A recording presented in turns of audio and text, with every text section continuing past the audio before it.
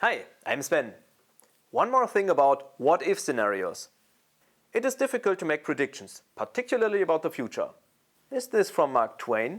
Honestly, in our daily life, we make predictions all the time and we base our decisions on it. In business, we need a bit more precision and a solid foundation. When we compare different possible futures based on our current data, we call them what-if scenarios.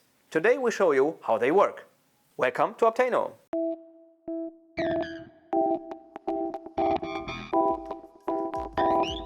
We try to predict the future for a reason.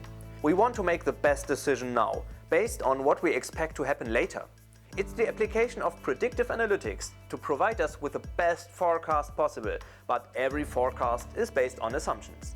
Let's say we sell barbecues. For a rainy summer, we predict a decreasing demand. Shall we reduce our stock? Shall we add pavilions to our product range? Maybe even bundle them with the barbecues? What does this mean for warehouse costs, and what if it becomes sunny again in the year after? We need to take decision making to the next level. It's no longer about finding the best decision in an actual context, but about selecting the best context for a given predicted future, or even a given set of futures. This is called prescriptive analytics, by the way. Honestly, it's quite easy if we do it systematically. Let's assume our mathematical model already computes the best choices and all the costs for today. This is what we call a baseline scenario. Now we can plug in the demand forecast for the rainy summer, and our system will go raise alarms because our barbecues will pile up unsold, while we will not be able to serve all the pavilion requests. Thanks, math. Let's create a similar setup, but now with additional storage capacities for extra pavilions. We can even add costs to cover our investments. Our model now computes storage capacity as needed and the resulting costs if we buy more pavilions, but don't totally cut down on barbecues. We call this a comparison scenario.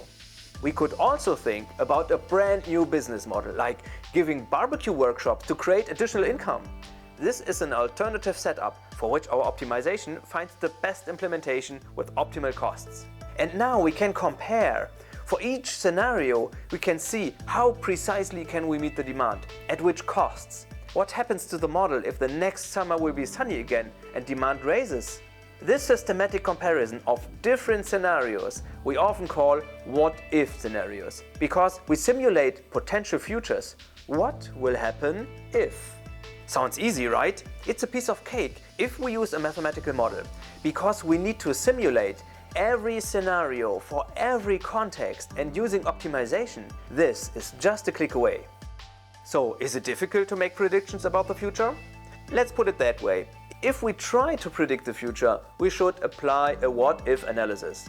This way, we can systematically compare lots of different predictions, instead of relying on one or two manually computed variants. Mathematical optimization computes the outcomes of every scenario automatically, right down to the last KPI. See you next time and stay safe!